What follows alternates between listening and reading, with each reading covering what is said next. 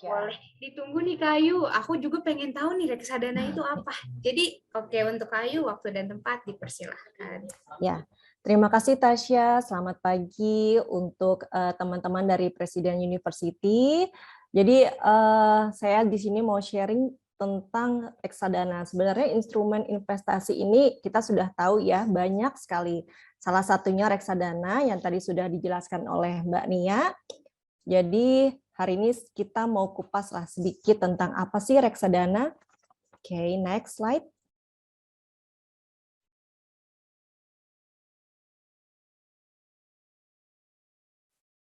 Ya, jadi reksadana sendiri menurut Undang-Undang Nomor 8 Tahun 95 ini adalah wadah yang digunakan untuk menghimpun seluruh dana dari masyarakat pemodal nantinya akan diinvestasikan dalam bentuk portofolio efek oleh manajer investasi. Nah, kelebihan dari reksadana ini cukup banyak untuk si investor atau pemodal.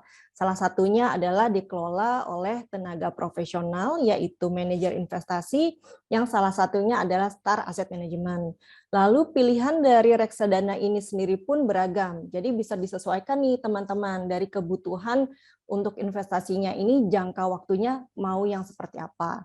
Lalu dari investasinya ini sendiri untuk pembelian awalnya sangat murah.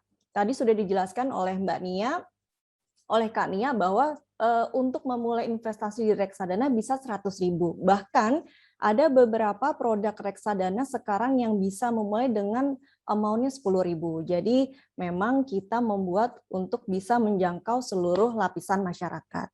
Lalu kemudian kelebihan dari reksadana ini likuiditasnya tinggi. Jadi kalau ingin mencairkan dana dari reksadana itu untuk pencairannya sendiri adalah H+7 di hari kerja. Bahkan ada satu jenis reksadana yang H+1. Jadi hari ini dicairkan, besok sudah masuk nih dananya ke rekening. Nah, selanjutnya kelebihan berikutnya adalah harganya transparan. Jadi bisa dicek harga dari si reksadana ini atau yang biasa kita sebut adalah nilai aktiva bersih. Kita bisa lihat di website dari masing-masing manajer investasi atau platform dari agen penjual reksadana. Dan ini setiap hari nilai aktiva bersihnya berbeda. Jadi kita bisa cek nih, oh hari ini NAB-nya berapa ya si reksadana A, besok berapa. Jadi kita bisa mengukur untuk kenaikan dan penurunannya.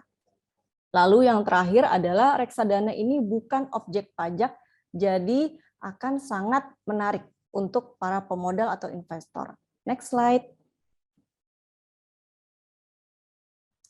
Nah, ini adalah skema dari reksadana, kurang lebih seperti ini. Jadi nasabah, investor atau pemodal memberikan dananya dalam berupa IDR atau USD dibelikan reksadana, nanti apa yang didapat oleh nasabah?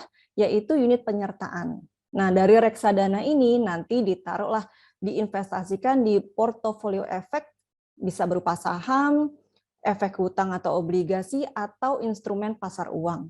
Lalu, dari manajer investasi dan bank kustodian ini memiliki yang namanya kontrak investasi kolektif yang ada hubungannya dengan reksadana. Jadi perjanjian dalam pengelolaan si reksadana ini. Tugasnya apa manajer investasi atau ya salah satunya kami, Star Asset. Jadi manajer investasi ini tugasnya adalah mengelola dana-dana dari investor. Lalu untuk tugasnya bank kustodian sendiri adalah menyelesaikan transaksi para nasabah, menyimpan surat berharga, menghitung nilai aktiva bersih setiap hari, dan unit registrasi investor. Jadi kalau boleh saya analogikan, reksadana ini seperti ibaratnya kita menaiki kendaraan umum, let's say bus, di mana penumpangnya yaitu misalkan saya, Nia, atau Tasya dan Sarah, kita memiliki tujuan yang berbeda-beda. Ketika kita naik bus, lalu si drivernya ini ibaratnya adalah manajer investasi yang mengantarkan kita ke tujuan dari masing-masing si penumpangnya. Lalu si kernetnya ini adalah bank kustodian yang dia mengkolek seluruh dana dari setiap penumpang. Jadi ibaratnya kita memiliki tujuan berpergian ke tempat A, B, C dengan tenang, dengan nyaman, dengan uang yang sudah dipegang oleh bank kustodian, kita akan diantarkan oleh si drivernya ini ke tempat tujuan kita. Kurang lebih reksadana skemanya seperti itu. Jadi kita santai aja, kita tenang aja, kita taruh nih dana kita di bank kustodian, nanti manajer investasi yang mengolah akan dibantu untuk menyampaikan tujuan investasi kita tuh seperti apa. Karena kan tujuan investasi setiap nasabah itu berbeda-beda. Oke, next slide.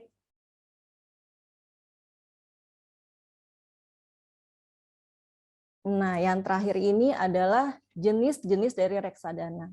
Jenis-jenis dari reksadana ini ditentukan itu berdasarkan dari jangka waktu investasi setiap masing-masing si reksadana. Kita mulai dari yang paling rendah ya risikonya, itu ada reksadana pasar uang, dia tipikalnya sangat konservatif. Ini untuk tujuan investasi di jangka waktu di bawah 1 tahun. Sebenarnya reksadana pasar uang ini cocok untuk dana darurat, karena kalau kita membutuhkan dalam waktu singkat pencairannya, ini akan sangat mudah, karena pencairan tadi H+1, dan memang untuk asumsi return dari si reksadana pasar uang sendiri itu 4,5 hingga 5,5%. Isinya apa si reksadana pasar uang? Jadi yang ada di dalam reksadana pasar uang ini adalah obligasi yang jatuh tempo di bawah 1 tahun dan deposito. Depositonya ini bisa macam-macam tergantung dari kebijakan masing-masing MI. Ada yang depositonya bank buku 2, bank buku 3, bank buku 4. Ada juga yang bisa di bank buku 3 dan buku 4 aja. Nah, ini adalah kebijakan dari masing-masing MI. Lalu kita lanjut naik ke step berikutnya yang sedikit lebih tinggi resikonya, yaitu reksadana pendapatan tetap. Ini cocok untuk jangka waktu investasi kita kurang lebih 1 hingga 3 tahun. Jadi reksadana pendapatan tetap ini isinya adalah obligasi. Obligasinya ini bisa macam-macam, bisa obligasi korporasi, bisa obligasi pemerintah, dan proporsinya itu ditentukan oleh masing-masing MI. Apakah di dalam reksadana pendapatan tetap itu obligasi korporasinya lebih tinggi bobotnya daripada pemerintah ataupun sebaliknya. Nah, itu kebijakan dari MI. Nah, kurang lebih asumsi return-nya itu di range 7-9%. Kita naik lagi ke resiko yang lebih tinggi, ini adalah reksadana campuran. Reksadana campuran ini adalah reksadana yang isinya campuran antara saham, obligasi, dan pasar uang. Jadi ini sedikit lebih agresif dari reksadana pendapatan tetap. Nah, untuk asumsi return dari reksadana campuran ini sendiri jauh lebih tinggi daripada reksadana pasar uang, reksadana pendapatan tetap. Dia sekitar di 9 hingga 12%.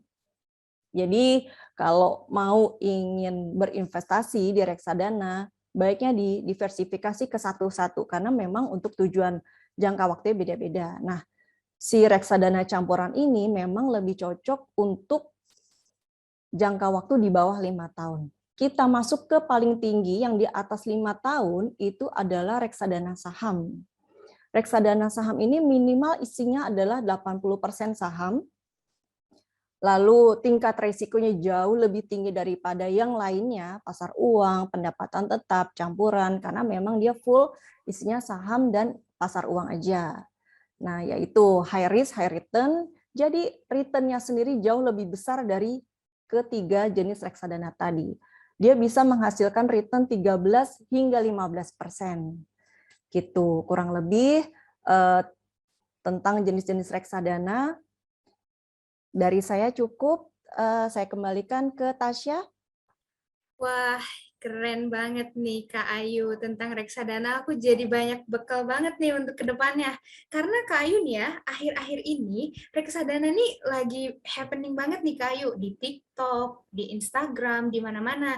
Nah sekarang aku tuh dulu sempet bingung, reksadana tuh apa sih? Tapi sekarang aku jadi tahu ternyata reksadana tuh jenisnya nggak cuma satu, tapi ada saham, obligasi, dan tentunya pasar uang. Nah Kak Ayu, daripada kita cuma dengerin doang nih materinya, kita gimana kalau misalkan kita lanjut ke sesi Q&A? Gimana nih Kak Ayu? Boleh, Tasya? Oh boleh. Nah, gini nih Kak, udah ada pertanyaan dari Kak Bagas Aditya dari Presiden University. Pertanyaannya seperti ini. Selamat siang Kak, mau nanya, kan di reksadana saham banyak emiten ya Kak ya.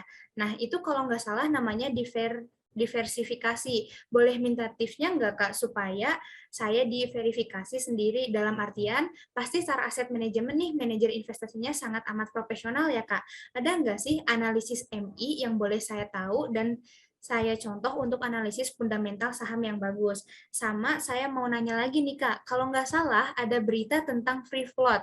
Free float itu akan berpengaruh nggak sih Kak buat reksadana saham? Mungkin nantinya akan beda lagi emiten-emiten yang ada di reksadana saham. Terima kasih Kak. Wah gimana nih Kak Ayu? Pertanyaannya nih kayaknya Kak Bagas udah jauh ya tentang pemahaman reksadananya. Boleh nih dijawab Kak Ayu? Oke, baik. Thank you, Bagas, untuk pertanyaannya. Memang kalau di manajer investasi, secara profesional kita pasti melihat untuk pemilihannya itu kita melihat dari fundamentalnya ya. Memang kita melihat dari laporan keuangan seperti apa si emiten-emiten ini, apakah dia sehat, apakah dari kita lihat dari asetnya dan hutangnya itu lebih besar di aset sehingga dia masih mampu untuk membayar hutang dan going concern perusahaannya ke depan itu seperti apa. Jadi memang untuk MI-MI ini dan Star Asset Management ini sendiri kita melihat dari apakah si perusahaan, si emiten yang kita pilih ini akan ke depannya ini memberikan dampak yang bagus buat kita. Memang kalau misalkan nanti, jadi kita tuh menghindari emiten-emiten yang karena isu. Jangan sampai hanya karena isu nanti, hanya karena isu yang ada beredar di masyarakat membuat si nilai dari sahamnya itu turun dan itu akan berakibat dari reksadana yang kita punya. Gitu loh. Jadi memang kita melihat sekali dari fundamental dari masing-masing emiten yang kita pilih, kita lihat nih historikalnya 10 tahun ke belakang si emiten-emiten ini seperti apa, lalu kita lihat lagi, kita formulasikan ke depannya apakah kita backtesting apakah nanti kalau ada penurunan, ada market turun, juga tidak drop terlalu jauh, tidak terlalu jauh lah dari benchmark kita IHSG.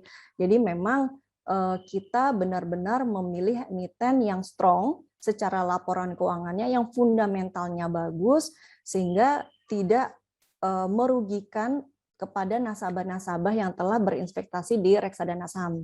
Karena memang ada beberapa emiten yang kalau kita lihat, emiten yang kita pilih, oke ini misalkan si emiten A, direkturnya let's say dia politikus atau apa. Ketika dia tidak jadi politikus lagi, itu akan membuat si reksadana saham, si saham itu akan turun. Nah, itu kan akan mempengaruhi si reksadana saham itu sendiri. Tapi kalau kita melihat dari laporan keuangan, terus kita lihat lagi ke atasnya, oke ini siapa, sektornya apa, kita lihat lagi ke atasnya, oke dia bagus, ini akan lebih bagus going concern-nya ke atas. Ke depannya seperti apa, gitu Tasya. Oke, nah begitu Kak Bagas atas jawabannya kayak yang dibilang Kak Ayu, jadi kita harus lebih aware ya Kak ya ke depannya dan apa ya, nggak tiba-tiba beli ataupun apapun itu gitu. Nah, sekarang Kak Ayu nih, ada pertanyaan lagi dari Kak Anugrah, Presiden University. Halo Kak, saya ingin bertanya, kan di dalam reksadana banyak manajer investasi. Nah, bagaimana cara kita mengetahui atau menganalisa mana manajer investasi yang cocok dengan kita sebelum kita mengalokasikan dana kita untuk diinvestasikan? Gimana nih Kak Ayu?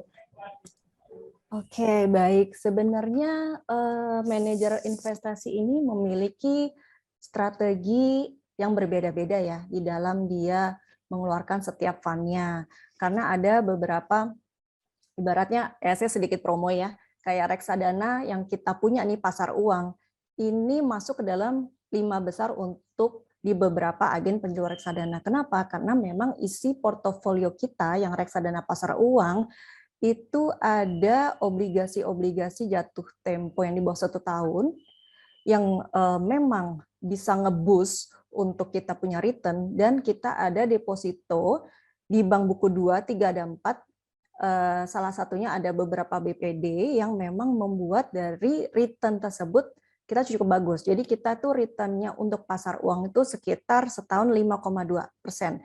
Nah, ini yang berbeda-beda karena ada beberapa MI yang oke, saya nggak berani nih ngambil deposito di bank buku 2. Saya maunya bank buku 3, bank buku 4. Nah, tapi kekurangannya adalah bank buku 3, bank buku 4 sendiri itu kan mungkin bunganya tidak terlalu tinggi. Jadi tidak bisa nge-boost si return si produk itu. Jadi kita lihat masing-masing. Kalau cara simpelnya kita bisa lihat nih di platform agen penjual reksadana, kita cek MI ini yang dijual di sana itu apa aja produknya. Kita lihat historicalnya 3 tahun ke belakang, year to date-nya, performance-nya, setahun ke belakang, ini seperti apa. Kan dia ada kenaikan, ada penurunan, kita compare dengan masing-masing MI yang ada di situ. Cuman kita jangan selalu lihat, yang paling tinggi, yang paling ini. Karena sebenarnya return setiap produk itu masing-masing MI juga pasti berubah-berubah nih. Nggak mungkin dia lagi, pasti berubah-berubah posisinya. Cuman kita lihat dulu, kita screening dari awal, saya mau ambil reksadana jangka menengah atau jangka pendek. Kita lihat di salah satu, let's say misalkan Barex atau Bibit, dia jualnya produk reksadana apa aja, oleh MI mana aja, kita compare nih. Oke, misalkan kita mau ambil pasar uang, kita compare, kita lihat, ini historicalnya Star Asset Management setahun ke belakang seperti apa. Untuk MI ini setahun ke belakang, baru kita lihat nih, dari si strateginya, isinya, seperti apa. Jadi ketika kita membeli suatu produk, kita harus detail, kita harus lihat ini tuh strategi dari MI itu seperti apa gitu. Jadi kita bisa tahu nih, dan agak sedikit ada contekan. Jadi memang kalau reksadana saham itu kan MI dia memberikan 10 saham apa aja yang mereka pilih. Nah, ini bisa untuk kalau misalkan teman-teman mau belajar main saham, bisa tuh dilihat dari 10 emiten yang si Mas MI pilih, dia belinya apa aja sih. Nah, itu bisa untuk nanti beli sendiri. Kurang lebih seperti itu, Tasya. Oke, terima kasih nih Kak Ayu. Nah, seperti itu Kak Anugrah, jawaban dari orang hebat seperti Kak Ayu. Dan selanjutnya nih Kak, karena kita masih ada waktu, ada beberapa pertanyaan lagi. Gimana nih? Gak apa-apa kan Kak? Apa-apa, Tasya? Oke, nah aku juga mau remind nih sebelum kita next ke pertanyaan selanjutnya, untuk teman-teman yang punya banyak pertanyaan, boleh banget ditanyain di chat box, atau bagi teman-teman yang ingin ngobrol langsung, boleh gunakan fitur raise hand, dan nanti kalian on microphone sama on kamera gitu. Dan sekarang aku mau ada pertanyaan lagi nih dari Kajian Aprilia, Presunif.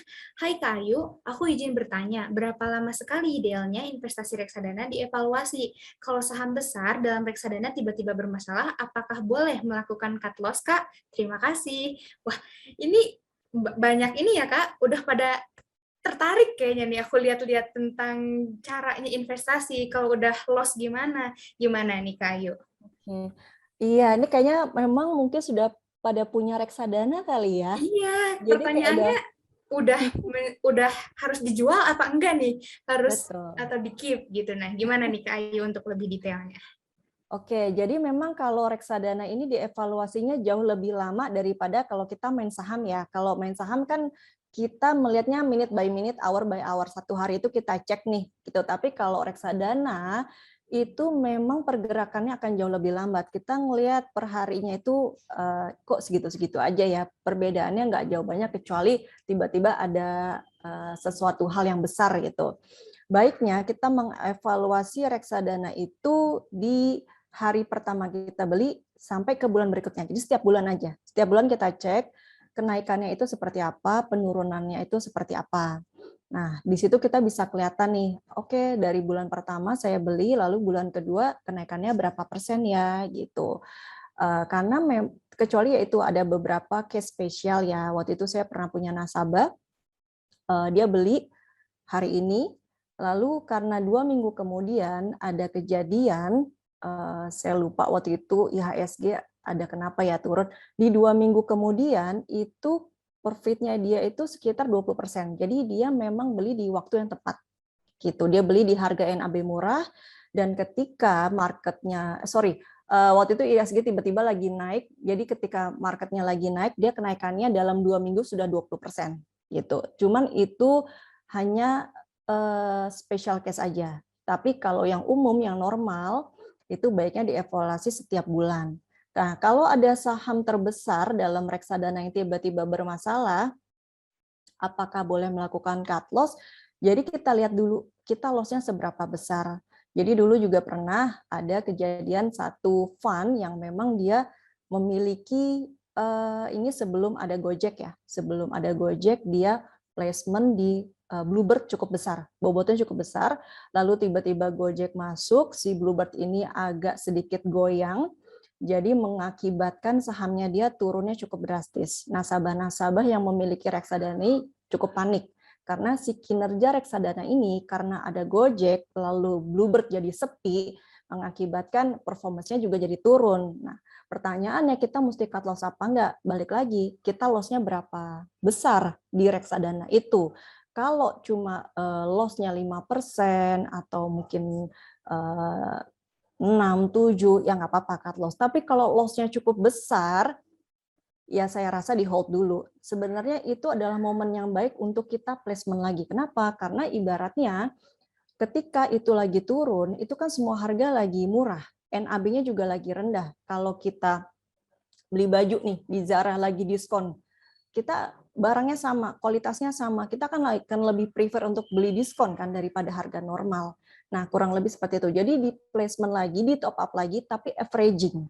Jangan langsung di top up dalam jumlah besar. Averaging sambil kita melihat. Karena pasti si fund manager yang ada di manajer investasi itu juga nggak akan tinggal diam. Dia pun sendiri pasti akan merubah strateginya, dia akan pelan-pelan nge-cut loss saham terbesar yang membuat rugi kinerja dari si fund tersebut.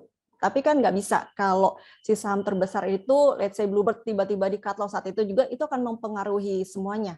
Jadi si fund manager pasti akan pelan-pelan untuk nge-cut loss-nya. Gitu. Jadi kita lihat sendiri lagi, kita loss-nya di berapa persen, lalu kalau misalkan masih sedikit ya nggak apa-apa gitu. Tapi kalau misalkan loss-nya besar, ya ditunggu aja sambil kita top up sedikit-sedikit. Oke, seperti itu Kak Jihan. Jadi mental di sini kita juga diuji ya Kak. Kalau misalkan Betul. loss jangan panik, bener kan Kak? Nah, Benar. jadi jangan panik ya Jihan kalau nanti beli reksadana tiba-tiba loss anjlok, tenang dulu gitu. Siapa tahu semenit kemudian jadi naik. Nah, jadi jangan panik tiba-tiba di cut loss kata Kak Ayu tadi. Oke nih Kak, karena masih ada waktu, ada pertanyaan lagi nih dari Ya, Kak boleh. Maria Magdalena Yolanda, Presiden University. Pertanyaannya seperti ini. Selamat siang Kak, saya mau bertanya, ketika ingin terjun di dunia reksadana, apa membutuhkan modal yang besar? Terima kasih Kak. Oh, nah ini benar Kak, pertanyaannya mungkin udah mewakili banyak orang nih, termasuk aku. Ketika aku pengen terjun di dunia reksadana, itu tuh butuh modal yang seberapa banyak nih Kak? Karena notabene-nya kita ini Mhm. masih mahasiswa gitu, Kak, masih Ya. kuliah, belum penghasilannya belum banyak. Nah, kira-kira gimana Kak? Oke. Nah, sebenarnya karena kalian masih kuliah, terus masih dikasih uang jajan orang tua, atau mungkin kalian punya pemasukan lain ya, side job lain. Sebenarnya ini momen yang tepat sih, karena baiknya berinvestasi atau menabung itu sejak dini. Saya aja kadang-kadang nyesel, aduh kenapa ya baru tahu reksadana beberapa tahun belakangan, kenapa ya nggak nabung tuh dari masih kuliah. Karena memang di reksadana itu kita bisa menabung, yang penting udah punya KTP, itu pertama. Dan yang kedua, untuk subscription aja hanya perlu 100.000. Itu udah bisa punya reksadana. Dalam 100.000 itu misalkan kita beli reksadana saham, kita bisa punya isinya mungkin saham BCA, BNI, BRI, macam-macam gitu. Karena eh, enak banget deh reksadana untuk masuknya kecil. Bahkan ada nih di Star Money di Star Asset Management itu kita punya namanya reksadana pasar uang yang berbasis syariah, itu Star Money Market Syariah, dia bisa placement hanya 10.000 aja. Itu kecil banget 10.000. Jadi saya rasa semuanya teman-teman pasti bisa. Nah, itu tinggal dibuat ini aja. Setiap bulan kita disiplin. Nah, yang paling penting kan adalah disiplin. Kita mendisiplinkan diri. Oh, setiap bulan saya alokasikan seginilah buat investasi. Kurang-kurangin dulu nih minum Starbucks-nya. Kurang-kurangin lah dulu nongkrongnya. Mungkin kan kita lagi PPKM nih. Atau GoFood-nya dikurangin. Nah, bagian untuk si investasinya itu dibesarkan bobotnya. Karena memang lebih bagusnya ketika kuliah itu belum ada cicilan apapun gitu loh. Itu kan lebih enak tuh, nggak ada cicilan mobil, nggak ada cicilan rumah. Jadi bobot untuk menabung lebih besar, tapi modalnya yang dibutuhkan sangat minim. 10.000 udah bisa, 100.000 bisa. Dan udah bisa yang namanya nanti auto debit lah, biar kita tuh ngerasain, oke, saya nabung setiap bulan 100.000, akhir tahun nggak berasa nih, tiba-tiba di tahun kelima udah segini gitu. Oke, Gitu. jadi nggak apa-apa nih, dikit demi sedikit tapi lama-lama menjadi bukit ya Kak Ayu ya. Iya, nggak apa-apa. Nah, gitu, gitu loh dari tadi pertanyaan siapa ya tadi? Dari Magdalena. Nah, begitu kira-kira jawabannya. Dan ada pertanyaan lagi nih Kak, dari Novia Claresta Presiden University. Halo Kak, izin bertanya, apakah perbedaan antara reksadana saham dengan saham pada umumnya? Apakah sama saja atau risikonya lebih rendah karena masuknya ke dalam reksadana? Wah, gimana nih Kak? Wih, ini aku sedikit bangga Kak baca pertanyaan-pertanyaannya karena Iya. mereka tuh nggak sekedar bertanya, tapi mereka memikirkan apa yang harus ditanyakan dan pertanyaannya itu kayaknya mereka udah punya pengalaman ya Kak ya? Iya, iya, iya. Kayak udah fasih ya dalam dunia permodalan ya, pasar Iya, modal. Ya, betul. which is bagus banget sih. Iya, boleh. Gimana nih Kak jawabannya? Oke, memang reksadana saham dan saham itu berbeda. Pertama, kalau reksadana saham itu dia adalah yang tadi saya bilang ini kumpulan dana orang-orang yang menaruh modalnya di reksadana saham itu sendiri. Jadi rame-rame nih, saya, Tasya, Nia, Sarah dan lain-lain punya BCA, BNI, saham-saham lainnya di reksadana saham A nih, let's say. Tapi kalau saham itu adalah one on one gitu. Jadi saya ke sekuritas membeli saham Bukalapak 1 lot atau 2 lot gitu. Saya ke Sinarmas Sekuritas membeli saham BCA gitu. Berbeda. Jadi memang kalau reksadana saham itu dalam satu portfolionya, fund-nya sendiri itu bisa isinya banyak. Itu bisa ya satu reksadana saham isinya 60 saham, 80 saham, 25 saham tergantung dari karakteristik si fund-nya itu sendiri. Tapi kalau saham, satu orang memiliki satu saham gitu. Nanti dia beli saham lagi, terus dia beli saham lagi gitu. Jadi berbeda. Ibaratnya kalau reksadana saham itu kita kayak beli Happy Meal di McD, dapat banyak. Bisa dapat French fries, bisa dapat Coca-Cola, burger dan lain-lain gitu. Tapi kalau saham kita kayak cuma beli mau fried chicken aja gitu. Terus nanti nextnya mau beli French fries aja gitu. Nah, resikonya jelas akan jauh lebih besar resiko yang kita tanggung sendiri kalau kita beli saham. Karena kita menanggung resiko sendiri. Kalau reksadana saham ditanggung resiko bersama dengan para pemodal lainnya. Gitu. Nah, bagusnya reksadana saham yang si pemodal punya 100.000 dengan yang si pemodal punya 1 miliar, dia mendapatkan profit yang sama besarnya gitu. Kan beda kalau misalkan kita punya saham sendiri yang kecil amount-nya dengan yang besar, itu akan beda karena kita punya lot yang berbeda. Kurang lebih seperti itu. Jadi kalau mau belajar itu bagusnya di reksadana saham dulu kita pelajari nih si fund-nya. Lalu kalau sudah kita mulai mengasah kemampuannya di reksadana saham, kita langsung lanjut ke trading. Karena kalau trading itu di hold-nya itu mungkin ada yang short term, ada yang long term. Kayak ada beberapa saham yang bagus nih untuk kita tektok kayak sehari 2 hari untuk mendapatkan profit. Ada yang kita hold nih dulu sampai beberapa lama gitu. Tasya.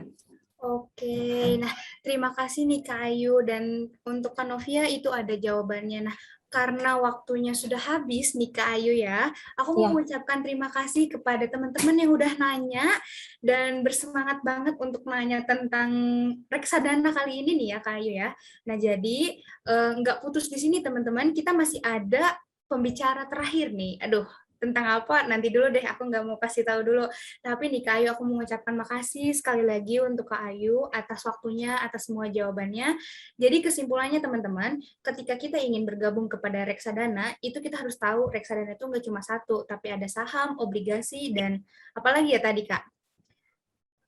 Eh, Saham, obligasi, dan Pasar uang.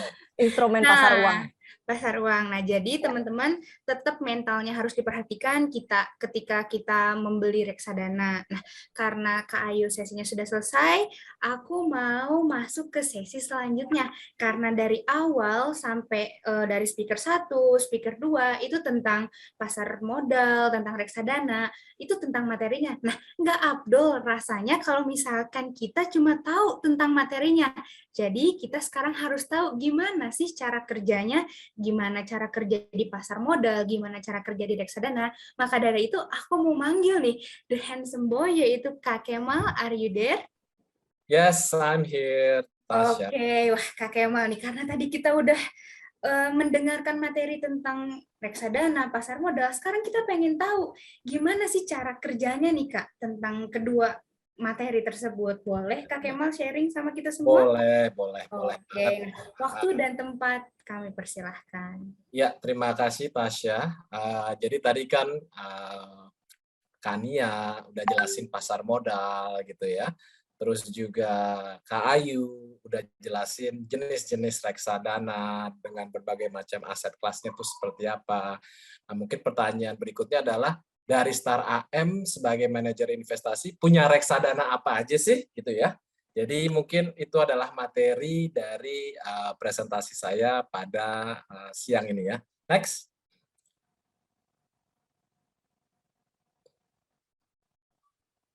Oke.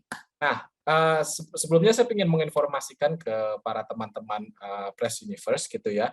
Jadi langkah awal bagi mungkin teman-teman Press Universe ingin tahu reksadana itu kan banyak sekali di pasaran ya, jumlahnya ratusan gitu ya. Nah, informasi yang sangat umum yang bisa didapatkan oleh investor maupun calon investor itu adalah namanya melalui fund fact sheet ya. Jadi yang namanya setiap reksadana itu pasti mempunyai namanya fund fact sheet ya, FFS ini ya gitu ya. Nah, FFS ini, fund fact sheet ini adalah informasi umum yang bisa didapatkan oleh semua investor maupun calon investor yang informasinya juga bisa membantu si investor dalam mengambil keputusan apakah akan membeli reksadana tersebut atau tidak gitu ya.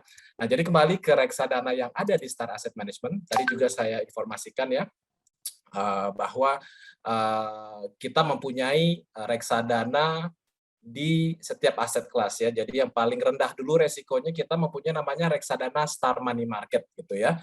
Star Money Market ini adalah RTPU, reksadana pasar uang ya, yang underlying asetnya itu adalah instrumen-instrumen pasar uang. Instrumen pasar uang itu seperti apa aja ya? Seperti deposito, tabungan, ataupun obligasi-obligasi yang jatuh temponya di bawah 1 tahun gitu. Nah, dari fun fact sheet ini tertera ya, kalau teman-teman bisa lihat gitu ya, ini adalah 10 efek terbesar. Untuk reksadana Star Money Market ini, instrumen pasar uangnya apa aja? Nah, bisa dilihat ini ada obligasi Sinarmas Multifinance ya, ada obligasi berkelanjutan pegadaian, ada obligasi Indah Kiat, Sinarmas Multiarta, dan seterusnya, dan ada Indomobil gitu ya. Jadi kalau investor ingin tahu ini instrumen pasar uangnya apa aja ya dalamnya ya, 10 terbesarnya pasti harus tercantum di fund fact sheet tersebut gitu ya. Jadi selain isi atau underlying dari reksadana tersebut, informasi apa lagi sih yang tertera pada namanya fund fact sheet ya, yang pasti kapan itu reksadana ya efektif ya, karena untuk reksadana bisa diperjualbalikan itu harus mendapatkan surat efektif dari regulator, dalam hal ini otoritas jasa keuangan ya. Kalau kita lihat nih di reksadana Star Money Market ini kita mendapatkan tanggal efektifnya tanggal 24 Agustus ya, tapi baru kita luncurkan beberapa bulan kemudian ya, di 25 Oktober 2017. Mata uang rupiah, harga NAB yang tadi Mbak Nia bilang tiap hari. Nah, ini tertera di sini per 30 Juli 2021. Nah, terkait juga berapa sih nominal yang diperlukan kalau kita ingin membeli satu reksadana. Nah, di situ juga tertera minimum investasi awalnya 100.000 saja cukup gitu ya. Dan terus juga tadi unsur bank custodian ya, yang di mana dana investor disimpan. Siapa sih bank custodiannya? Dalam hal ini adalah bank CIMB Niaga ya. Oke, jadi memang itu adalah informasi-informasi yang umum gitu ya. Nah, total dana kelolaannya berapa ya di Reksadana Star Money Market ini per akhir Juli kemarin itu di kisaran 63 miliar gitu ya. Nah, jadi ibaratnya sudah lumayan bertumbuh ya dari 2017 yang memasuki kurang lebih 4 tahun ini gitu. Selain itu pun juga bagaimana performanya? Performa reksadana Star Money Market sendiri ya di tabel ini teman-teman Press Universe bisa lihat itu ya. 1 bulan dia dapat 0,63%. Dan ingat reksadana ini bukan objek pajak ya, jadi ini sudah net gitu ya. 3 bulan 1,61, 6 bulan 2,85, 1 tahun 5,25% ya. Nah, reksadana money market ini biasanya digunakan untuk kebutuhan likuiditas. Kita semua tahu ya bahwa saat ini suku bunga di Indonesia dalam tren rendah gitu ya. Oleh karena itu berdampak pada suku bunga deposito maupun tabungan ya, teman-teman. Jadi jika teman-teman mempunyai dana yang kira-kira itu kebutuhan likuiditasnya tidak akan terlalu sering gitu ya, daripada menempatkan di deposito ya, bisa menempatkan di reksadana pasar uang ya, dengan historical return-nya setahun 5,25 ya. Nah, 5,25 itu kalau disama dengan deposito itu di kisaran, sebentar ya, saya hitung dulu, 6,56% depositonya. Sekarang rata-rata deposito itu di 3%-an. Potong pajak lagi kan gitu ya. Jadi memang reksadana pasar uang ini bisa menjadi salah satu alternatif dalam penempatan dana investor gitu ya. Nah, di samping itu juga reksadana pasar uang juga memiliki kelebihan, yaitu yaitu kalau kita melakukan redemption atau pencairan, dananya akan masuk ke rekening kita T+1 gitu ya. Jadi pada saat kita memberikan instruksi untuk pencairan, dananya masuk besok gitu ya. Sedikit beda dari deposito ataupun tabungan ya. Tapi again dengan potensi return yang jauh lebih baik dibandingkan tabungan ataupun deposito, reksadana pasar uang bisa menjadi salah satu pilihan gitu ya. Satu lagi yang saya ingin informasikan dari fun fact sheet ini adalah klasifikasi resiko. Di sebelah kiri ini ya teman-teman ya. Nah, reksadana pasar uang itu adalah reksadana aset kelas yang memiliki resikonya yang paling rendah dibandingkan jenis-jenis reksadana lainnya gitu ya. Kenapa masih ada resiko juga? Karena ada instrumen obligasi yang jatuh tempo di bawah 1 tahun ya. Ini kan ada beberapa obligasi korporasi ya. Masih ada resiko, bisa saja tadi mungkin seperti yang Mbak Nia bilang di awal gitu ya. Walaupun obligasinya akan jatuh tempo di bawah 1 tahun, masih ada juga resiko dia ibaratnya default atau gagal bayar sebelum jatuh tempo. Tetapi itu jarang sekali terjadi sih ya, gitu. Jadi ini adalah reksadana pasar uang yang ada di Star Asset Management gitu. Next.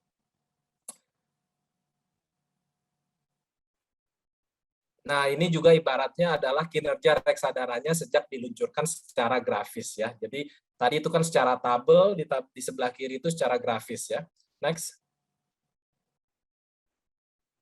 Nah, ini adalah reksadana pasar uang yang kedua yang di Star AM punya, tapi ini syariah gitu ya. Reksadana syariah, Star Syariah Money Market. Bedanya apa sih? Reksadana syariah pasar uang dan yang non syariah gitu ya. Nah, di Indonesia ini kan ada yang namanya reksadana konvensional, yaitu reksadana yang tidak menganut prinsip syariah, dan ada reksadana yang menganut prinsip syariah ya. Jadi perbedaannya sih secara simpel adalah perbedaan di underlying-nya reksadana tersebut ya.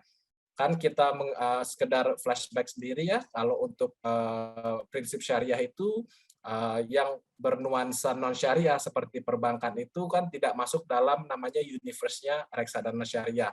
Nah, kebijakan investasinya kurang lebih sama ya, yaitu sama dengan reksadana pasar uang secara konvensional, cuman isinya yang beda ya. Kalau ini 10 efek terbesarnya dia memasukkan deposito Bank Victoria Syariah, Bank Jabar Banten Syariah, Mega Syariah, dan seterusnya. Dan kalau obligasinya dia sukuk ya, gitu ya, bukan obligasi konvensional. Kenapa? Karena ini adalah daftar efek syariah yang boleh dimasukkan untuk reksadana syariah ya. Jadi untuk reksadana yang menganut prinsip syariah itu harus mengikuti prinsip syariah dan underlying-nya itu terdaftar pada yang namanya DES, daftar efek syariah yang dikeluarkan oleh bursa gitu ya. Nah, kebetulan reksadana syariah money market kita ini baru launching di bulan April kemarin ya, dengan total dana kelolaan di 10,5 miliar ya. Oke. Dengan bank custody-nya itu Bank Negara Indonesia ya. Oke, nah bagaimana dengan performanya sendiri ya? Performanya sendiri untuk 1 bulan terakhir itu di 0,26 net, 3 bulan itu di 0,83 ya, if I'm not mistaken gitu ya. 6 bulan dan di atasnya belum ada karena reksadana ini masih masih baru di bawah 6 bulan gitu. Oke, next. Next.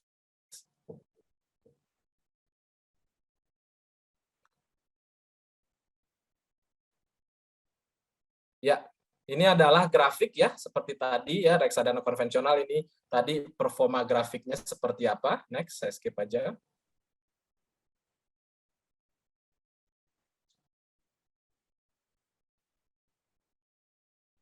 Nah, ini adalah reksadana Star Fixed Income 2. Ini memasuki reksadana pendapatan tetap ya, aset kelas pendapatan tetap. Tadi kalau yang dua reksadana pertama itu underlying asetnya adalah instrumen-instrumen pasar uang ya, ataupun obligasi yang jatuh tempo di bawah 1 tahun. Kalau reksadana Star Fixed Income 2 ini underlying-nya adalah obligasi-obligasi yang jatuh temponya di atas 1 tahun ya. Khusus untuk Star Fixed Income ini, obligasi-obligasinya adalah mayoritas obligasi-obligasi korporasi. Tadi kan juga Mbak Nia di awal menginformasikan ada 2 tipe obligasi, obligasi pemerintah maupun obligasi korporasi ya. Nah, untuk reksadana Star Fixed Income 2 ini ya, kita mayoritas berinvestasi pada obligasi korporasi ya. Obligasi korporasinya seperti apa aja? Itu jelas tertera dalam 10 efek terbesar di fun fact sheet ya. Ada Indah Kiat gitu ya, ada Telkom, ada Semen Indonesia. Kita pun juga ada obligasi negara Republik Indonesia. Kita berinvestasi juga pada obligasi pemerintahan atau government bonds.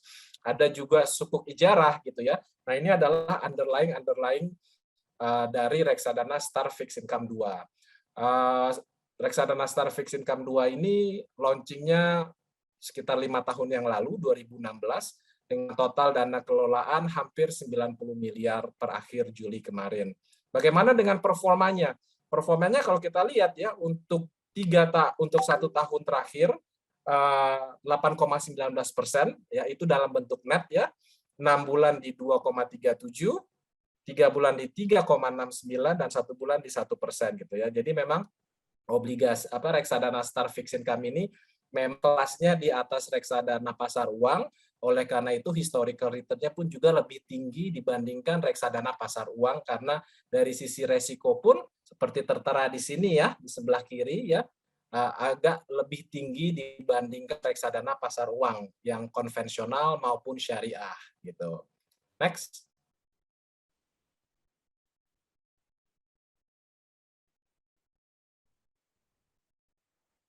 Oke, again ini juga grafiknya bisa di skip aja, next.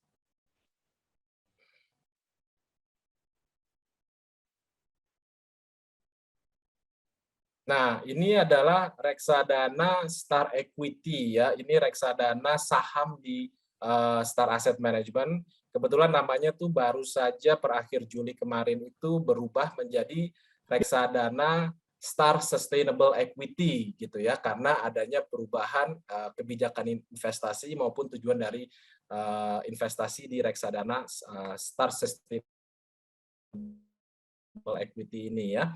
Reksadana ini launching sudah dari tahun 2017 ya, dengan total dana kelolaan per akhir Juli itu hampir 25 miliar ya. Seperti namanya juga ya, reksadana Star Sustainable Equity ini adalah reksadana saham ya. Dari sisi klasifikasi resiko, dia di sebelah sini ya, cukup tinggi resikonya, dan pastinya underlying asetnya itu adalah berbagai macam saham ya, seperti saham aneka tambang, Bank Jago, BCA, Mandiri, dan seterusnya gitu ya. Tapi yang perlu saya ingin highlight dari reksadana Star Equity ini adalah dengan berubahnya kebijakan investasi pada reksadana Star Sustainable Equity yang namanya sekarang itu ya. Jadi reksadana Star Sustainable Equity ini menganut prinsip ESG ya dalam berinvestasi. ESG itu apa sih? Environmental, Social, and Governance ya.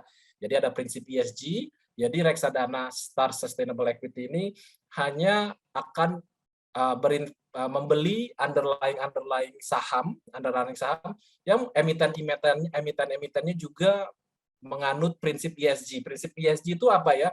Jadi reksadana Star Sustainable Equity ini akan membeli perusahaan yang menganut prinsip ESG, yaitu mereka juga peduli terhadap kelestarian lingkungan, memberikan dampak sosial, dan memiliki good corporate governance gitu ya. Jadi perusahaan-perusahaan yang tidak memiliki unsur 3 komponen tadi itu tidak akan dibeli oleh reksadana Star Sustainable Equity ini gitu ya. Di samping itu selain sustainable equity ya, reksadana selain ESG, reksadana Star Sustainable Equity ini pun juga akan berinvestasi pada perusahaan-perusahaan yang masuk dalam kategori new economy ya. New economy itu seperti apa? Seperti IPO kemarin Bukalapak, perusahaan-perusahaan teknologi, perusahaan-perusahaan digital seperti Bank Jago gitu ya. Sebagai salah satu contoh perusahaan-perusahaan yang ibaratnya perusahaan yang bisa memberikan dampak cukup besar ke depannya yang beradaptasi pada sistem digital maupun teknologi gitu. Nah, untuk bagaimana dengan performanya 1 tahun terakhir 16,33%, which is very attractive ya menurut saya ya, untuk return 1 tahun 16% ya, 1 bulan terakhir di 4,10 gitu ya, dengan total dana kelolaan tadi sudah saya bilang 25 miliar.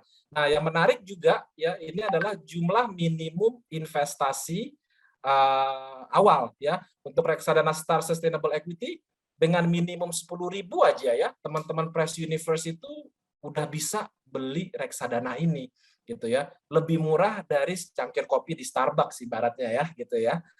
Jadi memang untuk berinvestasi tadi saya juga lihat ada pertanyaan kapan waktu yang tepat untuk berinvestasi, terus juga ada menanya apakah perlu modal besar gitu ya. Tadi saya lihat di Q&A bahwa jawaban pertama adalah kapan waktu yang tepat untuk mulai, right now, sekarang. Nggak ada waktu terlalu too late atau tidak, atau waktu too early gitu ya. Apakah modal yang diperlukan itu banyak? Jawabannya tidak ya. Sebagai contoh, reksadana Star Sustainable Equity ini adalah reksadana yang dengan 10.000 aja udah bisa beli reksadana. Terakhir, next adalah reksadana Syariah Star Global Syariah Equity US Dollar ya. Nah, reksadana ini adalah reksadana saham Star Asset ya, yang berprinsip syariah tapi investasinya di luar negeri. Di luar negerinya di mana aja? Di market Amerika, di market UK, di market Jepang. Jadi bagi investor-investor lokal yang ingin punya exposure membeli saham-saham di luar negeri ya, bisa masuk produk reksadana Star Global Syariah Equity US Dollar ini ya, dalam mata uang US Dollar. Nah, saham-sahamnya saham-saham apa aja sih seperti yang dibeli dari reksadana Star Global Syariah Equity US Dollar ini? Ya, pastinya kalau di pasar Amerika adalah saham-saham new technology. Seperti apa? Seperti Alphabet ya, parent company-nya Google, Apple, Facebook, Microsoft, Tesla, Visa dan yang lain-lain gitu ya. Jadi kan bagi investor kan banyak kesulitan untuk membeli saham-saham di luar negeri gitu ya. Jadi bagi investor-investor lokal yang ingin punya exposure ya secara tidak langsung terhadap saham-saham seperti Facebook, Microsoft, Google, bisa berinvestasi melalui reksadana Syariah Star Global Syariah Equity US Dollar dengan minimum investasi yaitu 10.000 US Dollar, tapi untuk berikutnya dengan 1.000 US Dollar saja sudah bisa melakukan top up pada reksadana Syariah Star Global Equity US Dollar ini gitu ya. Oke, mungkin ini dari tadi saya sudah ditegur sama panitia, waktunya sudah habis. Mungkin saya balikan lagi ke MC Tasya. Silahkan. Halo, oke nih Kak Kemal. Wah, keren banget nih. Ternyata lumayan banyak yang harus kita teliti ya Kak ya. Kita harus segera memulai tentang gimana sih cara kerja dari kedua topik tersebut. Nah, gini Kak, karena tadi kita udah ngedengerin nih materi-materi dari Kak Kemal, gimana kalau kita lanjut ke sesi Q&A? Gimana nih Kak? Boleh, silahkan Tasya. Nah, bagi teman-teman yang mau misalkan raise hand, mau berbicara langsung kepada Kak Kemal, boleh banget nih kalian pencet fitur raise hand, abis itu kalian turn on your microphone and turn on your camera. Tapi nih Kak Kemal, ternyata udah ada yang nanya dari Kak Jihan Aprilia dari Presunif. Halo Kak, izin bertanya lagi, apakah Kak pernah mengalami masalah seperti rugi dari investasi saham, dan bagaimana Kakak menyelesaikannya? Dan apakah ada saran bagi kami sebagai pemula? Wah, kajian ini dari setiap materi bertanya nih Kak. Kayaknya udah mulai apa ya? Udah mulai semangat untuk memulai yang tadi kata Kak Kemal itu. Boleh nih Kak Kemal Ya. jawabannya kayak gimana? Oke, ya terima kasih Jihan atas pertanyaannya. Pertanyaannya menurut saya cukup bagus gitu ya. Tapi Jihan bilang pemula nanyanya saham gitu ya. Biasanya pemula nanyanya ya belum saham dulu ya gitu. Tapi nggak apa-apa ya. Pertanyaannya apakah pernah mengalami rugi seperti investasi saham? Ya namanya kalau kita berinvestasi saham itu harganya kan cukup volatile ya, cukup naik turunnya cukup tinggi gitu ya. Tapi ini kembali kepada tujuan investasi si investor tersebut gitu ya. Tujuannya itu mencakup profil resikonya dia dan timeline dia untuk berinvestasi gitu ya. Saya ambil contoh, kalau memang tujuan investasinya itu adalah ada profil resiko si investor itu cukup agresif dengan tujuan dengan timeline yang cukup lama di atas 3 tahun gitu ya. Jadi kalau menurut saya di tahun pertama dan tahun kedua sahamnya itu lagi mengalami rugi, menurut saya diamkan saja ya, karena memang masih dalam timeline atau time horizon si investor tersebut gitu ya. Namun lain halnya kalau memang tujuan profil resiko si investor itu tidak agresif gitu ya. Jadi mungkin kurang tepat kalau untuk masuk ke instrumen saham gitu ya. Saya ambil contoh. Tujuan investasinya adalah untuk membantu mengumpulkan uang untuk biaya pernikahan setahun atau 2 tahun ke depan gitu ya. Memang dari investasi saham potensi return-nya cukup tinggi, tapi di satu sisi juga resikonya cukup tinggi. Jika seseorang investor mempunyai profil resiko time horizon investing yang bisa dibilang 1-2 tahun, saya tidak menyarankan untuk masuk saham. Mungkin bisa masuk instrumen-instrumen pasar uang maupun pendapatan tetap, karena resikonya lebih kurang daripada saham ya, tapi tetap bisa memberikan return yang lebih tinggi dibandingkan tabungan ataupun deposito. Jangan sampai pada saat dananya diperlukan untuk kebutuhan pernikahan tersebut, investasi pada sahamnya itu sedang mengalami loss, itu kan akan menjadi satu masalah ya bagi si investor gitu ya. Jadi untuk menjawab, kalau memang masih dalam time horizon dan investasinya itu mengalami loss, diamin aja gitu ya. Malah even better kalau menyambung kata Mbak Ayu tadi, itu good timing untuk melakukan top up gitu ya, karena harga lagi murah gitu. Itu sih mungkin Tasya yang bisa saya sampaikan. Oke, begitu kurang lebih kajian atas jawaban-jawabannya. Nah, selanjutnya nih Kak, ada pertanyaan-pertanyaan banyak banget karena partisipannya pada antusias nih Kak. Tapi Iya. sebelum itu aku mau remind nih, untuk teman-teman yang mau tanya tentang berkarir di pasar modal juga boleh banget ya kan Kak ya? Jangan Boleh. sungkan untuk bertanya, mau secara langsung ataupun di chat box itu nggak apa-apa. Kapan lagi guys kita bisa nanya sama orang-orang hebat seperti pembicara pada hari ini. Nah, Kak, ada pertanyaan selanjutnya dari Bias nih. Tadi Kak Bias sebelumnya udah bertanya tapi belum terjawab. Dari Kak Bias ada pertanyaan. Bias dari Presiden University, halo, izin bertanya Kak, lebih berpeluang mana Kak? Lebih baik satu saham luar negeri atau beli saham lokal aja yang bisa dapat banyak saham? Karena seperti yang kita tahu bahwa saham-saham luar negeri mempunyai harga yang lebih tinggi. Terima kasih. Gimana nih Kak? Oke, oke.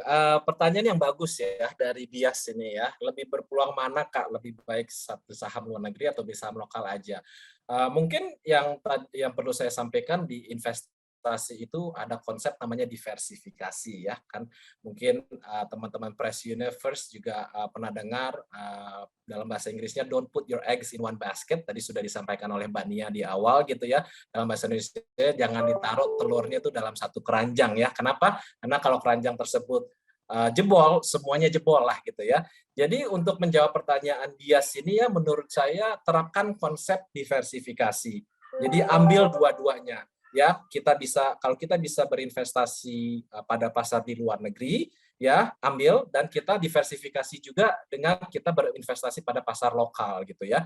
Nah, mungkin sedikit saya koreksi dikit ya, maksudnya saham luar negeri itu bukan mempunyai harga yang lebih tinggi. Mungkin konsep harga lebih tinggi itu karena mata uangnya dolar, jadi kesannya mahal gitu ya. Jadi sebenarnya harga mahal itu bukan kita lihat dari sisi mata uangnya gitu ya. Tapi lebih dari valuasi dari saham tersebut. Itu mungkin sedikit agak teknis gitu ya. Tapi mungkin persepsi masyarakat orang Indonesia rata-rata kalau udah dolar itu lebih tinggi. Memang secara nominal lebih tinggi, tapi bukan berarti itu dia lebih mahal ya secara valuasi gitu ya.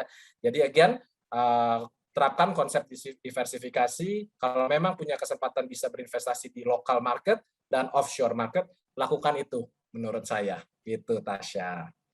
Oke, wah interesting ya Kak ya. Nah Ya. sekarang sekarang ada pertanyaan lagi nih Kak dari Kak Maria Magdalena Yolanda. Wah, Kak Maria sama Kak Jihan nih sepertinya sangat antusias nih ya hari ini. Bertanya terus, keren, keren, keren, keren. Nah, Kak Maria Magdalena ini bertanya Kak, selamat siang Kak, saya mau bertanya lagi, apa yang menjadi pembeda di antara cara kerja pasar modal dan reksadana dengan investasi yang lain? Terima kasih Ya, Kak. Gitu. ya, oke. Ya, kalau it's a good question menurut saya gitu ya. Pasar modal itu kan biasanya tuh instrumen investasinya biasanya yaitu reksadana, ETF, saham dan obligasi gitu ya. Cuman memang ada instrumen investasi yang lain gitu ya. Kalau kita ngomongin di pasar finansial ya, tadi juga Mbak Nia dalam paparan perkenalan pasar modalnya menyebut future market gitu ya. Future market gitu pun juga sebenarnya juga ada namanya option market ya, opsi ya, kontrak dan opsi gitu ya. Memang itu dua pasar yang berbeda gitu ya. Kalau kita ibaratnya berinvestasi pada reksadana gitu ya, ibaratnya kiblat kita, patokan kita adalah ke bursa gitu ya. Tapi kalau kita berinvestasi pada future market ataupun contracts ya, dan option gitu ya, ada benchmarknya sendiri yaitu saya lupa, clearing berjangka, pasar berjangka, future index gitu ya. Jadi memang it's a two different things gitu ya. Kalau saya jujur tidak terlalu memahami future contracts dan option seperti itu ya. Kalau memang yang umum rata-rata orang Indonesia tuh berinvestasi pada pasar modal yang mencakup reksadana, ETF, saham dan obligasi sih. Gitu. Gitu Tasya. Oke, terima kasih Kak. Dan ada lagi nih Kak, karena masih ada waktu Iya. ada waktu, jadi kita ada nambah pertanyaan nih Kak, dari Anissa Jaidah. Nah, dari Presiden University, pertanyaannya seperti ini. Halo Kak, izin bertanya, apa perbedaan reksadana konvensional dengan reksadana syariah ya Kak? Apakah cara kerja keduanya berbeda? Dan apakah keduanya memiliki kekurangan dan kelebihan masing-masing? Sebagai penentu lebih baik di mana kita menempatkan investasi kita. Ya, oke. Very good question dari Anissa ya. Pertanyaannya apa perbedaan reksadana konvensional dan syariah? Kalau konvensional, reksadananya dia bisa membeli underlying aset bebas tanpa batasan-batasan tertentu gitu ya. Di mana kalau reksadana syariah dia hanya bisa membeli underlying aset yang tercatat dalam daftar efek syariah gitu ya, yang menganut prinsip-prinsip syariah. Prinsip syariah seperti apa ya? Kita semua tahu ya bahwa konsep riba di syariah itu adalah haram ya. Jadi riba yang berhubungan dengan bunga perbungaan itu tidak akan masuk dalam daftar efek syariah. Oleh karena itu saham-saham perbankan gitu ya itu tidak akan masuk dalam reksadana syariah gitu, di mana reksadana konvensional dia dengan bebas bisa membeli saham-saham seperti Bank BCA, Bank BRI. Jadi kalau teman-teman Press Universe gitu melihat di fund fact sheet gitu ya, saham-saham bank konvensional itu tidak akan tercantum dalam fund fact sheet reksadana syariah gitu ya. Nah, pertanyaan keduanya adalah apakah keduanya memiliki kekurangan apakah cara kerja keduanya berbeda? Dalam memanage reksadana konvensional ataupun syariah, si fund manager mengelola dengan cara yang sama. Cuman perbedaannya adalah pilihan underlying aset yang satu di konvensional tidak dibatasi dan syariah itu harus masuk dalam daftar efek syariah gitu ya. Nah, pertanyaan yang ketiga adalah apakah memiliki kekurangan dan kelebihan masing-masing sebagai penentu lebih baik di mana kita menempatkan ya. Dengan adanya batasan-batasan, saya tidak akan bilang itu menjadi satu kekurangan gitu ya, maupun itu menjadi satu kelebihan gitu ya, karena bisa saja saham-saham yang non syariah memberikan performa atau return yang lebih baik dibandingkan saham-saham non syariah.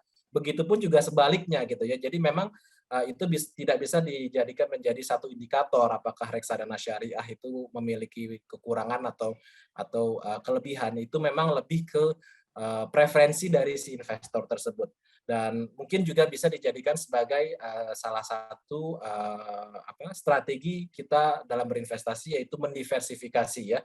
Kita beli yang konven, kita juga beli yang syariah gitu ya. Jadi untuk pertanyaan yang ditanya penentu lebih baik kita menempatkan investasi di mana?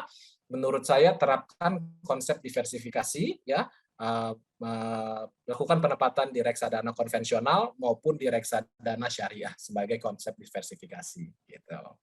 Wah, oke. Terima kasih banyak nih Kak Kemal. Tapi ada yang unik dari pertanyaan Kak Yordan nih Kak. Kak Yordan ini nanya tapi for all speaker. Nah, untuk Kak Kurnia, Kak Ratih, dan Kak Kemal mungkin bisa disimak ya. Nah, pertanyaannya seperti ini. Halo Kak, seperti yang kita tahu kan reksadana is a long term for investment dengan setiap standar resiko yang berbeda untuk setiap jenis reksadananya. Tapi untuk situasi pandemi seperti ini, apakah reksadana masih menjamin profit stable or not ya Kak? Dan kalau we back to normal situation, where blue chip saham sangat stable dengan growth-nya, is still worth it for us untuk investasi reksadana Kak? Atau gimana? For all speaker. Ya, pertanyaan yang menarik ya. Mungkin sebelum dijawab oleh Mbak Nia dan Mbak Ayu gitu ya, saya jawab dulu ya gitu ya. Pertanyaannya adalah untuk situasi pandemi seperti ini, apakah reksadana masih menjamin profit stable or not ya gitu ya. Tadi di fun fact sheet yang tadi saya tampilkan gitu ya, return dari reksadana Star Sustainable Equity kita dalam 1 tahun terakhir, which is masih dalam pandemi, itu cukup quite atraktif ya. Jadi ibaratnya selama pandemi ini potential return dari investasi di reksadana itu bisa dibilang berdampak sangat minim terhadap situasi pandemi ini ya gitu ya, karena telah terbukti bahwa reksadana sesuai dengan aset-asetnya masih memberikan return yang atraktif gitu ya. Dan kalau kita go back to normal situation, mudah-mudahan dalam waktu nggak lama lagi ya normal situation-nya. Apakah blue chip masih sangat stable dengan growth-nya? Kami juga cukup percaya bahwa saham-saham blue chip itu potensial growth-nya masih cukup bagus ke depannya ya, especially dengan mudah-mudahan kita bisa balik normal situation.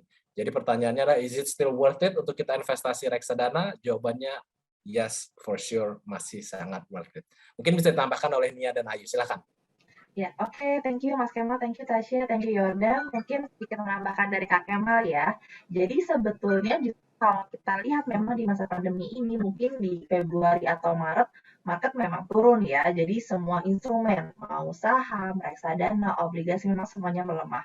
Tapi sekarang kita lihat justru di masa pandemi ini malah orang banyak yang berinvestasi. Jadi kalau misalkan kita lihat untuk investor pemula atau yang baru saja mendaftarkan diri untuk berinvestasi, itu malah bertambahnya jauh. Nah, kalau kita refer ke bursa, untuk di tahun lalu itu rata-rata transaksi hariannya adalah 13 triliun, 13,4 triliun tepatnya. Nah, dari indeks tersebut juga merefleksikan ke reksadana juga gitu, baik itu yang saham maupun yang obligasi atau pasar uang. Jadi sebetulnya justru sekarang orang sedang PPKM, pandemi, ternyata minat investasi itu malah bertumbuh sekarang ya, dan justru bukan di corporate, malah sekarang investor retail yang banyak bermain di instrumen pasar modal ini. Jadi sebetulnya masih cukup stabil dan memang balik lagi ke instrumen investasi yang akan dipilih ya. Dan itu kembali lagi ke profil resiko teman-teman semua. Apakah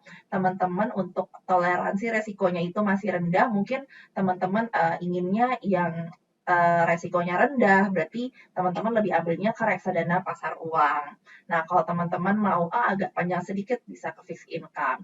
Lebih lama lagi, bisa ke campuran, ada obligasi sama saham. Mau lebih panjang lagi, bisa ke saham, baik yang reksadana maupun ke yang saham. Mungkin itu sih kalau dari aku. Thank you.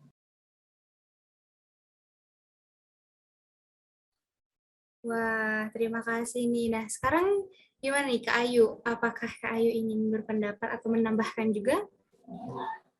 Kalau dari tambahan dari saya sebenarnya sudah dijelaskan semua ya tadi sama Mas Kemal, sama Mbak Nia. Memang kalau kita lihat yang milenial ini sepertinya dari tahun lalu itu udah mulai nih banyak yang join, buka rekening efek untuk main saham, bahkan artis-artis pun juga sekarang udah banyak ya. Jadi memang bagus sekali sih kalau sekarang di momen yang tepat. Kenapa saya bilang tepat? Karena memang walaupun sekarang kondisinya itu tidak menentu, bisa dibilang saat ini mungkin saham lagi bagus, kripto lagi turun, atau next-nya bergantian, tapi secara cepat.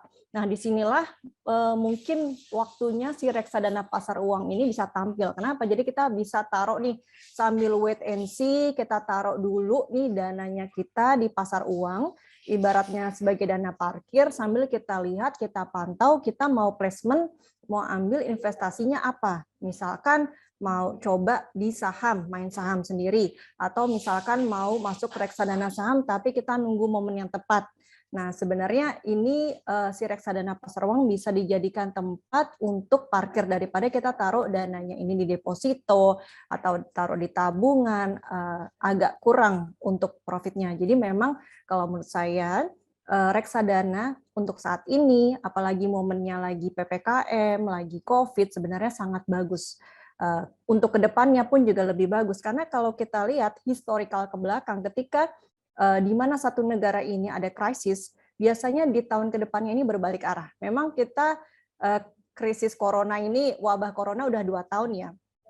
Jadi mudah-mudahan ketika ini semuanya back to normal, di tahun itu akan ada perbalikan arah. Nah, mudah-mudahan baik indeks, baik reksadana, baik itu jenis semua reksadana, ataupun instrumen investasi lainnya akan ada perbaikan ke depannya. Jadi ya, baiknya di saat ini kita placement investasi, jaga-jaga untuk ke depannya kita menarik cuan atau profit.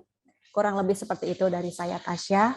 Oke, terima kasih banyak nih kepada Kak Kemal, Kak Nia, dan Kak Ayu atas jawabannya. Nah, Kak Yordan, itu jawabannya benar-benar daging semua ya isinya. Semoga kita semua dapat mengimplementasikan di masa yang akan datang. Nggak di masa yang akan datang sih, tapi dari mulai sekarang, kata Kak Kemal, harus mulai dari sekarang, karena kita belum punya tanggungan, belum punya cicilan, jadi ya ayo kita mulai. Ya daging banget ya, iya daging, bener-bener daging nih. Nah, karena waktunya udah habis nih teman-teman, jangan sedih untuk pertanyaan teman-teman yang nggak kejawab nih, kita open banget nih untuk teman-teman. Kita ada sosial media juga tentunya, nanti bakal di-mention di akhir, jangan lupa follow sosial medianya. Nanti tim saya akan ngasih tahu apa sih sosial medianya, tapi sebelum ke sesi selanjutnya, saya mau memberikan sedikit kesimpulan nih teman-teman, karena takutnya tadi ada presentasi dari speaker 1, speaker 2, speaker 3, ada yang ke toilet, ada yang ketiduran, maka dari itu aku mau memberikan sedikit kesimpulan untuk teman-teman. Bagi kita sebagai generasi milenial, jangan takut untuk memulai tentang saham, reksadana, atau apapun itu. Karena seperti yang dibilang pada speaker tadi kita kali ini, kita ini belum punya tanggungan, belum punya cicilan, belum punya apa-apa. Maka dari itu, kita harus nyicil, gak apa-apa sedikit-sedikit, dikit demi sedikit menjadi bukit. Kata Kak Kemal, harus mulai dari sekarang. Kalau nggak sekarang, kapan lagi? Jadi jangan gimana nanti, tapi nanti gimana. Nah, untuk teman-teman semua, untuk teman-teman semua sesuai janji kami punya giveaway nih teman-teman. Punya giveaway buat 3 orang yang beruntung. Nah, kira-kira siapa ya yang beruntung? Kira-kira siapa nih Kak yang beruntung, Kak Kemal? Menurut Kak Kemal atau Kak Nia mungkin siapa nih kira-kira yang beruntung? Pertanyaan dari para peserta menurut saya bagus-bagus semua sih ya. Jadi mungkin untuk yang beruntung bisa kami kembalikan ke Tasya dan Sarah gitu.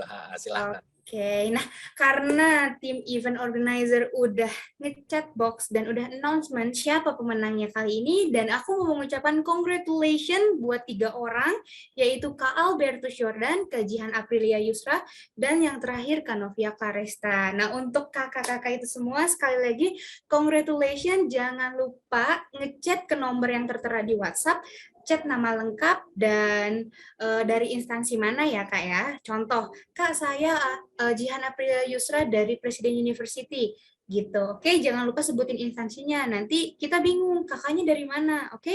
Nah, sekali lagi congratulations dan selamat buat semua pemenang, karena untuk hadiahnya apa nanti kalian personal chat aja ya.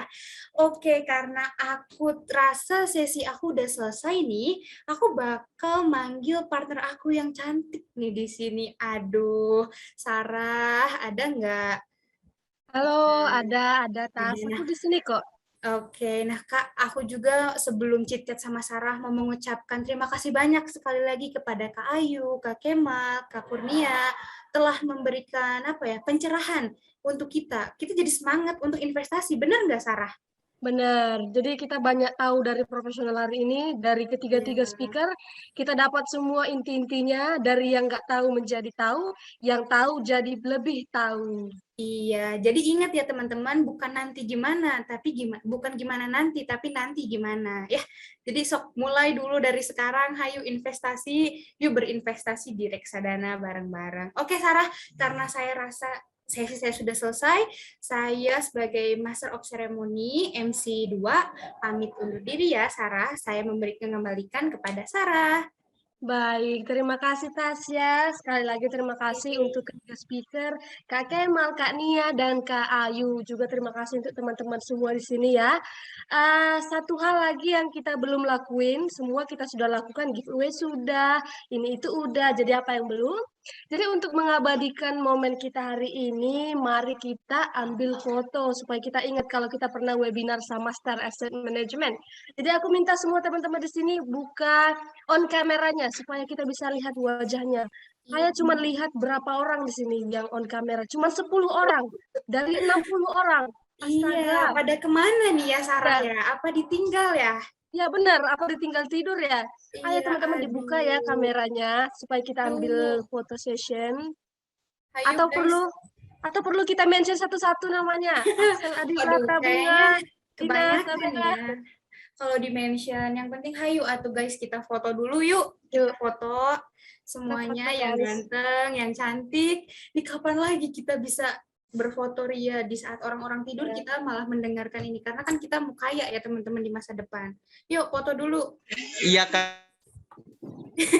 Wah, siapa tuh? Excited Kak sekali dia Sonia. ya. Nah, iya, ayo, yuk mungkin tim udah siap, Kak Sarah? Iya, dari teman-temannya yang open cam cuman 1 slide aja belum penuh open kamera. Ditunggu ya teman-teman. Ayo, ayo, ayo.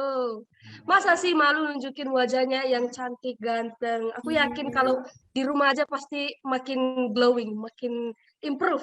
Oh iya, Tapi makin kalau glowing. aku enggak sih, Kalau- Tas. Makin di rumah makin Glow itu. dong.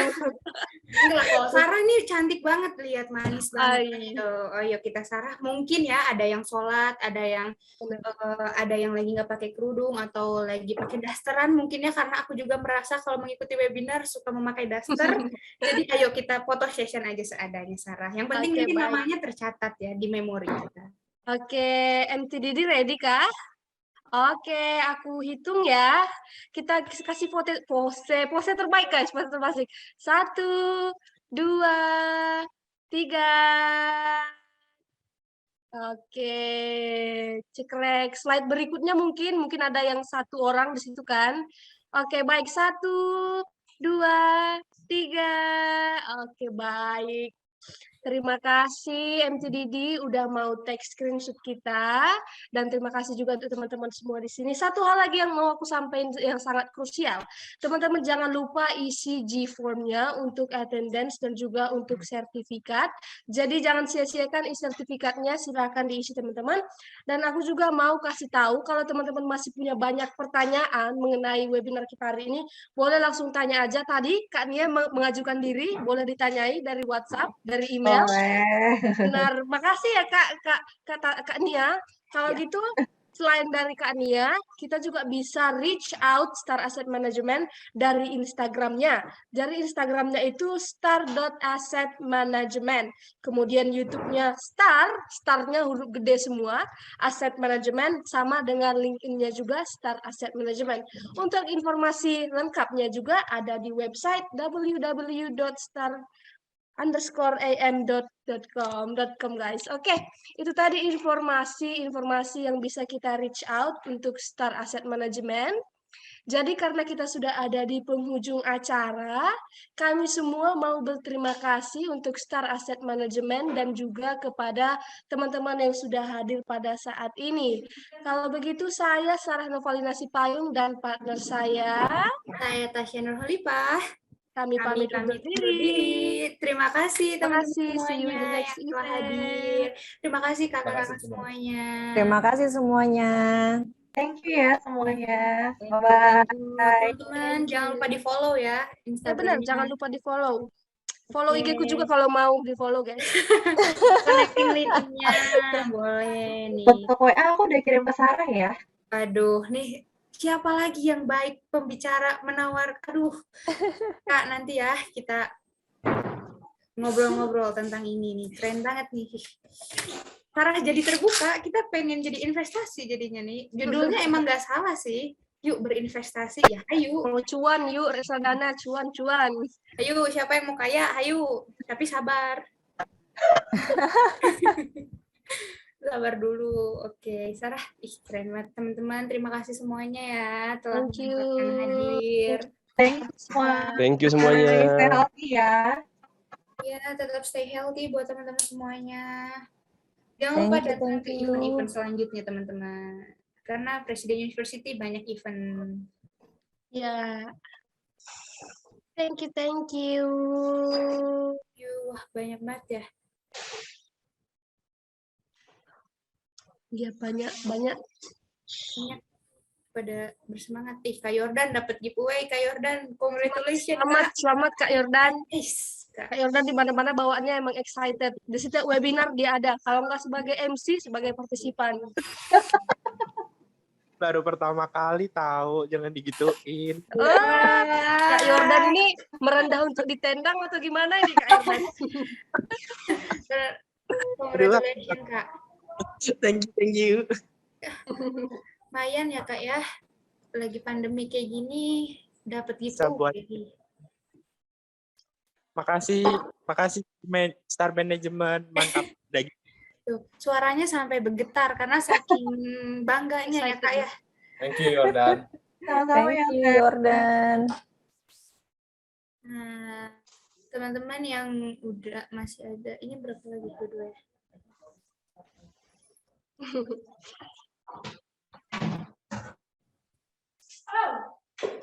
Tapi yang pedelnya agak keras nih Pak. Pedelnya keras. Wah,